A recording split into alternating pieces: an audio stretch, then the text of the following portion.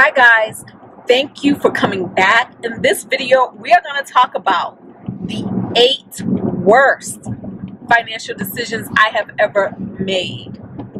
Now, I did try to come up with 10.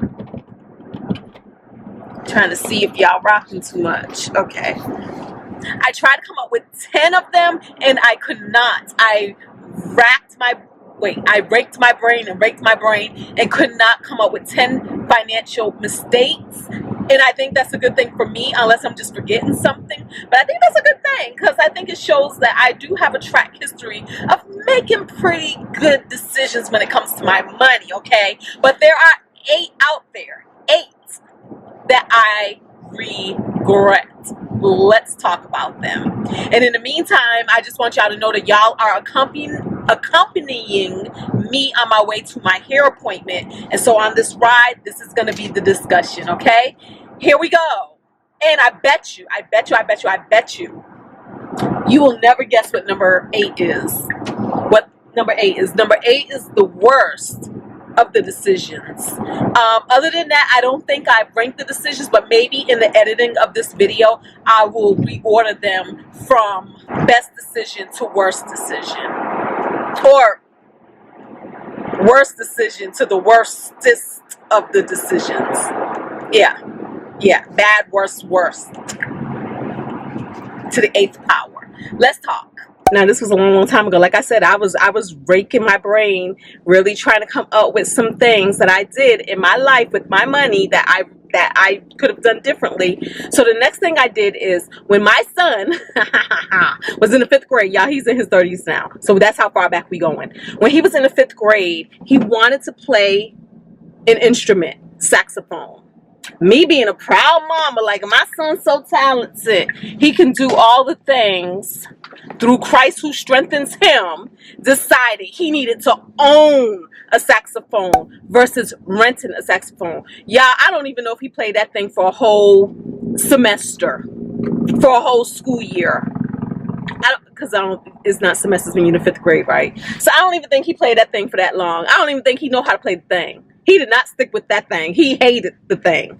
But yeah, I have a whole saxophone. Where is my saxophone? I'm just thinking about it. I haven't seen it in a minute. It used to be decoration in the house. I'm going to frame that sucker. But yeah, we're going to frame that as a tribute to what not to do. And if we can make art of it, doesn't that make it, like, you know, justify our purchase? Yeah. So I have a whole saxophone. And what I say to you, y'all, when y'all kids are interested in a thing, don't just jump out and buy all of the stuff. Do not.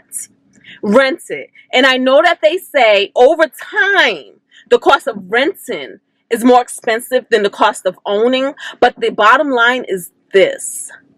The cost of renting for a shorter period of time will probably be cheaper than buying a thing all out and out. And when it comes to our children, being young is a time to explore and figure out what it is that you like, what it is that you don't like. And so I say, let them try to do things. What's going on down here? It's like all those streets are blocked off and they're like cops and stuff. Like all these streets are blocked off. Maybe what's that thing? Like when the president goes from one place to another. Maybe something like that is about to happen, so they have the streets blocked off. All right. It's 2:46. We got time. But yeah, I say do that first because these babies don't always be sticking with a thing. And unless you know, and you know that they are talented in something, and sometimes we have to be the parents and make them practice and make them stick with a thing, let them explore. But while they're exploring, just rent whatever it is that they need. Okay? Rent what they need. It would have been way cheaper for me to rent a thing for a school year. Because half the time they have deals for that. Than for me to just go all out and buy my baby an instrument. The next financial mistake I made. I invested $1,000 in Iraqi dinar. I was listening to other people who were wiser and more financially astute than me, and actually This isn't necessarily a mistake I regret. It just happened to be a risk that did not work out. That's what it was. It's more like speculative investing. Today, I actually prefer a more tried and true way than gambling, because that's what speculative investing is for me. It's a form of gambling. There's nothing to say that the thing is going to pan out. You're kind of just taking a risk. And for some of us, if you have the money to take those risks, okay, fine, do it. But we don't always have the money to take those risks, okay? And $1,000 in Iraqi dinar, at the time I did it, I could have done better things, because I believe at that point in my life, I wasn't even properly investing in my 401k. So I always say invest in a sure thing first. And if you have money left over to play with, fine, by all means. But honestly, the thought process behind the Iraqi dinar was this. A lot of people, this is what they told me, like when countries go to war, so this was during the time of the Iraq war, when countries go to war, their currency takes a nosedive. And this means that you can buy it for very cheap.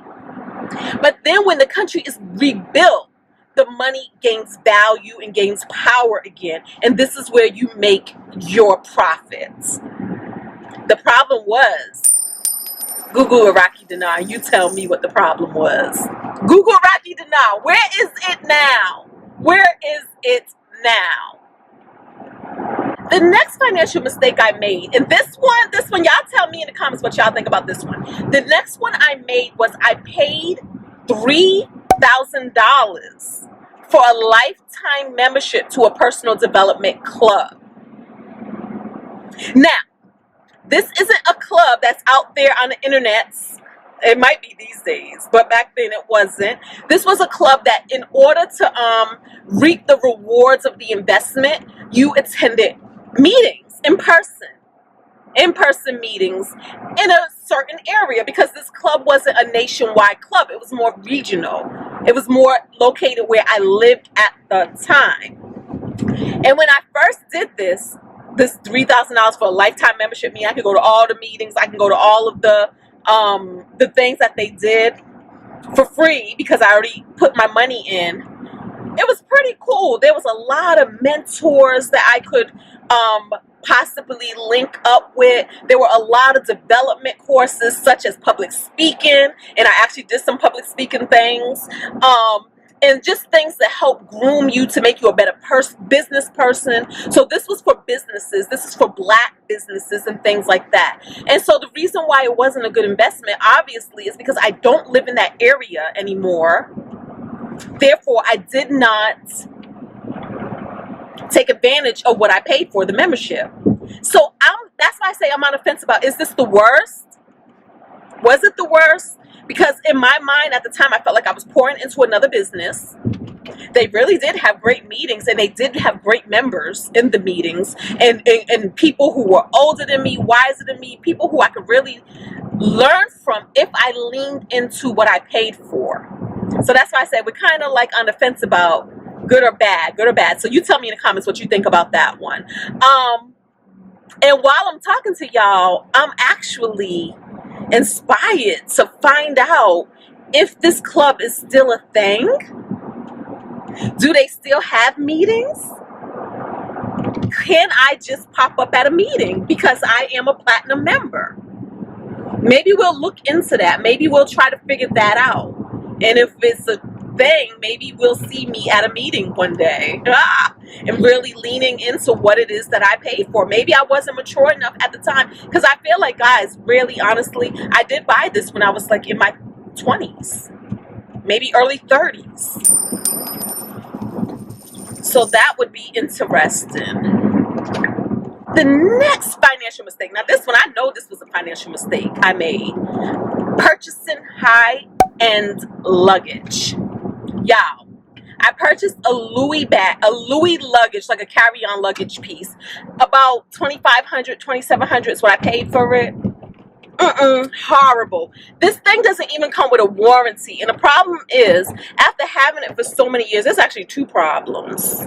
The first problem is, after having it for so many years, it doesn't, like, things start falling apart, falling off, and in order to get it repaired, you actually have to pay a high expensive repair fee.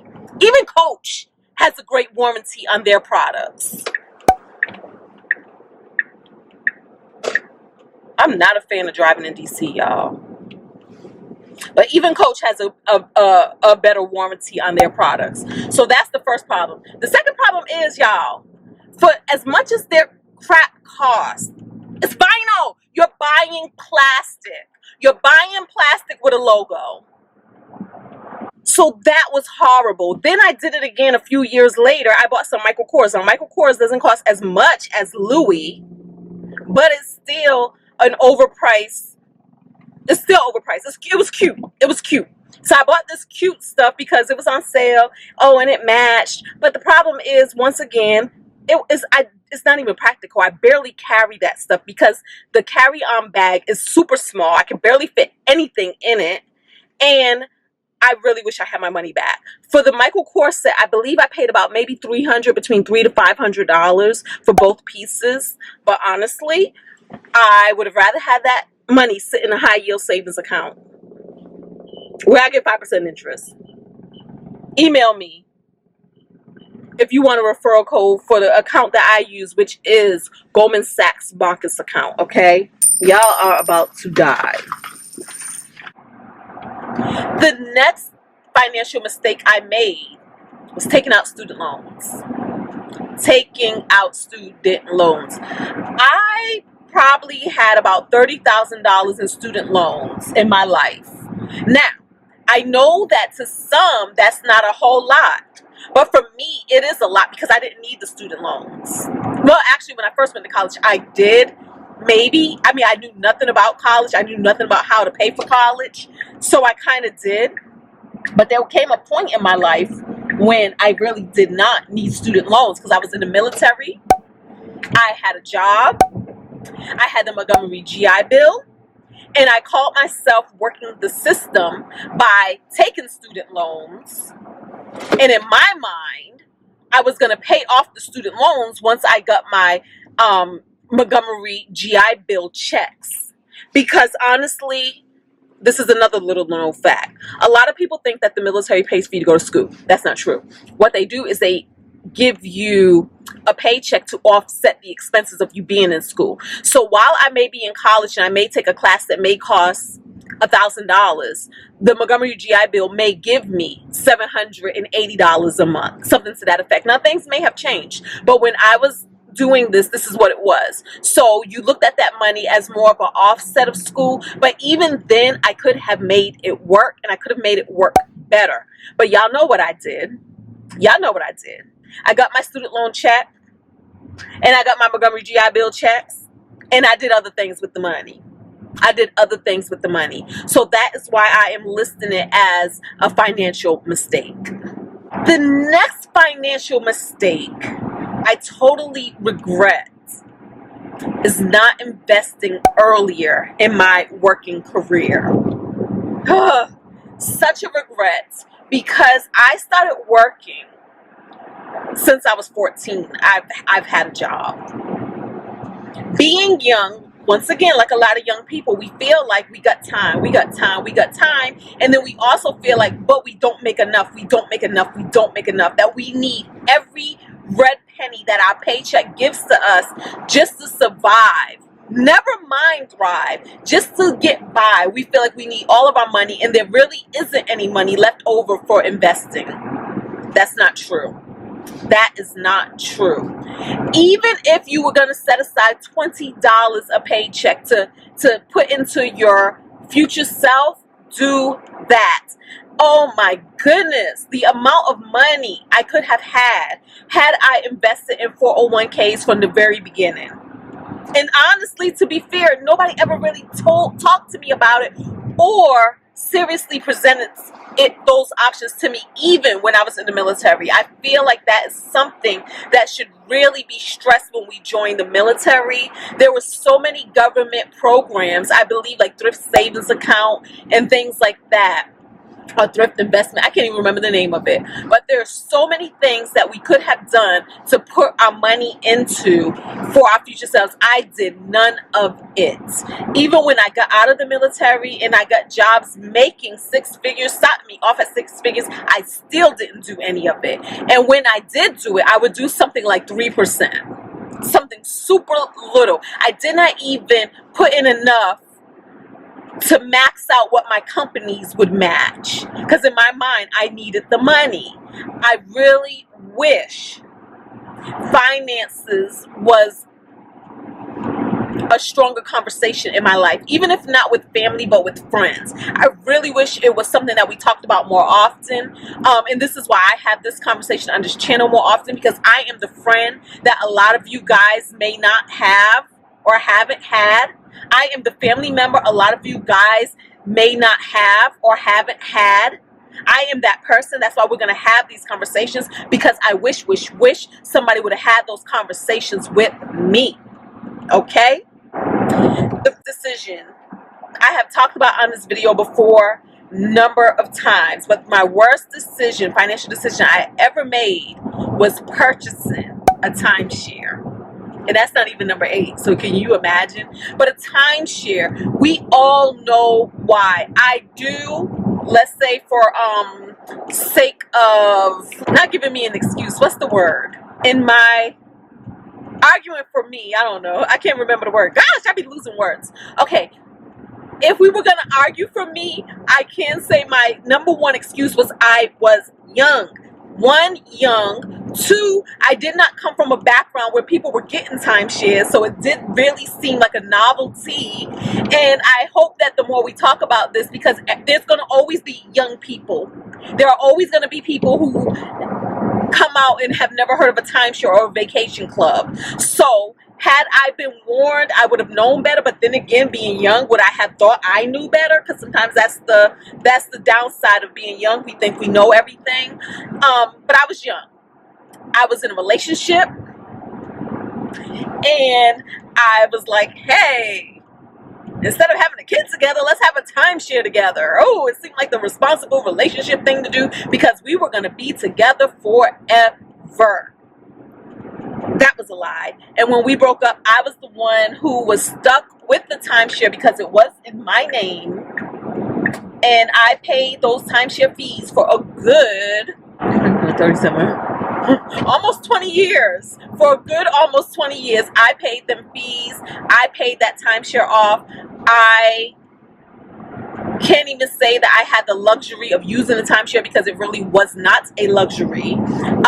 So that was the worst decision I have ever made. I would say over $20,000, probably, let's say between $20,000 and $30,000 invested in a investment that is not an investment.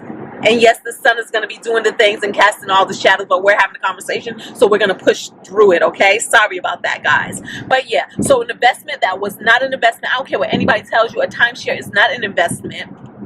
If you have a property, it cannot be written off as a second property, as a vacation property.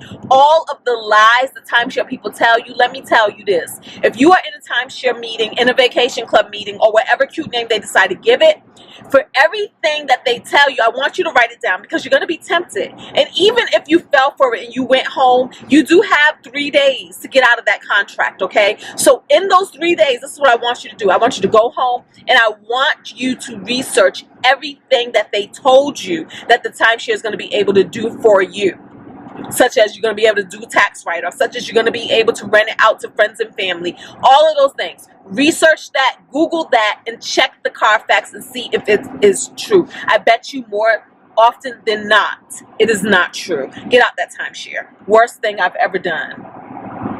Worst is really strong of a word. Okay. Now, y'all, we down to the last thing. The last thing in the financial mistakes, the greatest financial mistake that I have ever made. Y'all ready? Y'all ready? So y'all know I have a house that I live in right now. Y'all remember the house that I had as a rental property, that, you remember the tenant flooded the whole thing. Even with that, that wasn't even a financial mistake, y'all.